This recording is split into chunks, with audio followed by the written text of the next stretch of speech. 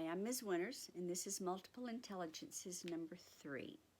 We'll start with a question that someone sent to me about the reading.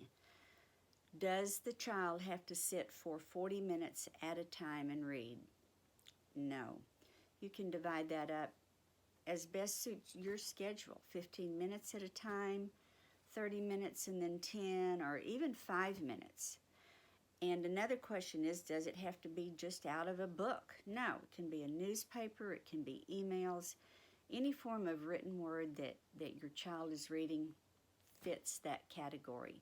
So thanks for the questions. I sometimes assume that I'm being clear, and it's about as clear as mud for you watching the video.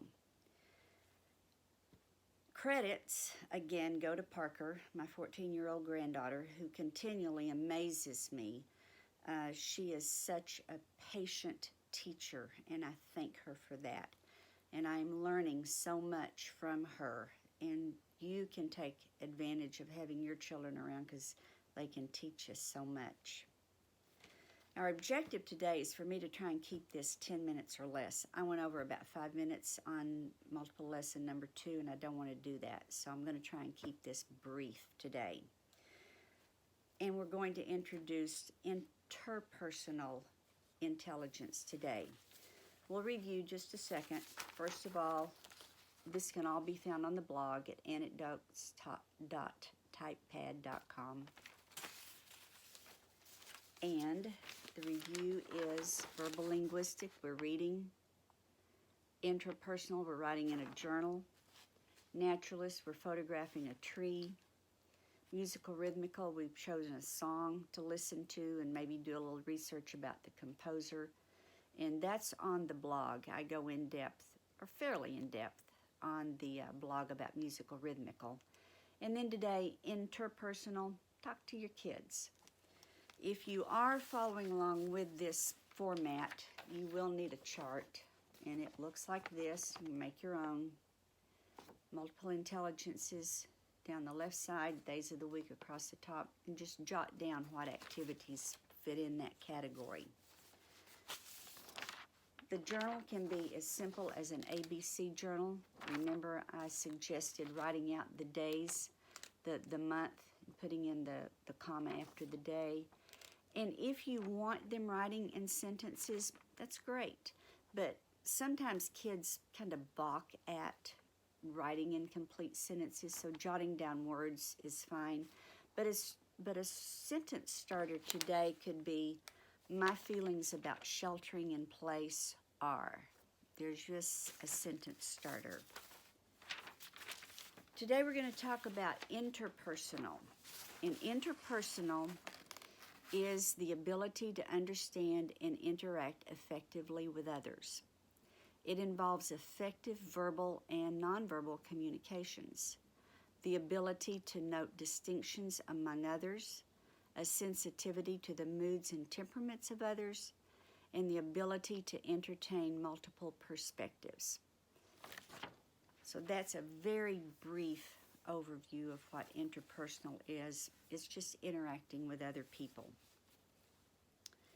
Because of the situation that we've all found ourselves in with the coronavirus and sheltering in place and quarantines and all the numbers that we're seeing on TV, the adults are probably focused on learning to work from home, figuring out the school's online study schedule and their assignments from their teachers, worrying about the economy, worrying about our economy, keeping our jobs. And so we may have overlooked a very important thing, and I know I had until last night.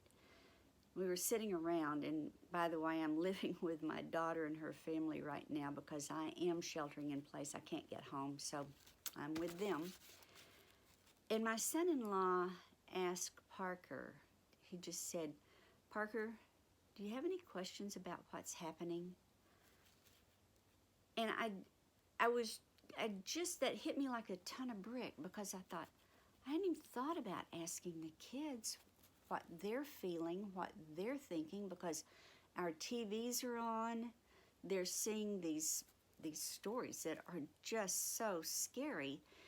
And so the interpersonal assignment today is take a few minutes and sit down one-on-one with your children and just let them verbalize. They may have fears that we don't even know about. So the interpersonal, the interaction with your children and your spouse, your boyfriend, your girlfriend, whoever you're sheltering in place with, just verbalize feelings and get them out, because I didn't even think about asking Parker and Wyatt what their fears might be or what their feelings might be, or possibly a suggestion. So I'm going to end this today with how that conversation ended last night.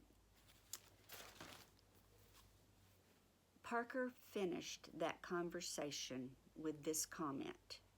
She said, "I just wish everyone would stay at home."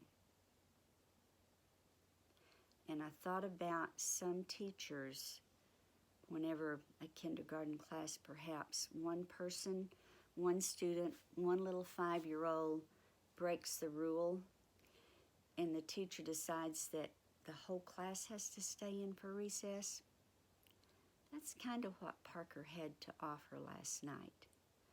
Don't let one person going out, becoming infected with the virus and spreading it around, keep us all sheltering in place for any longer than we have to. So I'll repeat, Parker's words are, "I just wish everyone would stay at home."